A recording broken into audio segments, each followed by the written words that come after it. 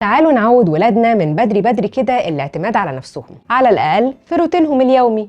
وما تقلقوش، الموضوع بياخد وقت شويه، وممكن يبقى طفل عنده استعداد اكتر من التاني او اقل، لكن الاهم ان احنا نحط الموضوع في دماغهم بشكل ايجابي يرغبهم فيه مش ينفرهم منه. يعني مثلا بعد ما بنخلص اكل كل واحد يقوم يشيل ويغسل طبقه، ويفضوا بواقي الاكل في كيس عشان الحوض ما يتسدش، وتعملي جدول كده ان كل فرد في البيت مسؤول عن تنظيف بسيط، يعني مثلا اوضه في البيت مره في الاسبوع، وكله طبعا تحت اشرافك، واكيد هتعرفي تعملي ده اكتر في وقت الاجازه. لو اشتريتي طلبات يساعدوكي في الشيل وفي التفضيه وفي غسيل الخضار، ومثلا تبقى مسؤوليه حد ان هو يقفل كيس القمامه كويس وينزل يفضيه في الصندوق، وحاجات ومسؤوليات تانية كتير. اهم حاجه ان الولاد يشاركوا معاكي في البيت ولو حتى بحاجه بسيطه، وده هيخليهم مسؤولين ويعرفوا يعتمدوا على نفسهم، والاهم انهم يحسوا بيه. شاركوني واكتبوا لي في الكومنتس عن افكار تانية ممكن نخلي بيها الولاد يعتمدوا على نفسهم، وانا عارفه انكم ما تتوصوش، بس ما تنسوش الفولو واللايك والشير والحاجات اللي انتوا عارفينها.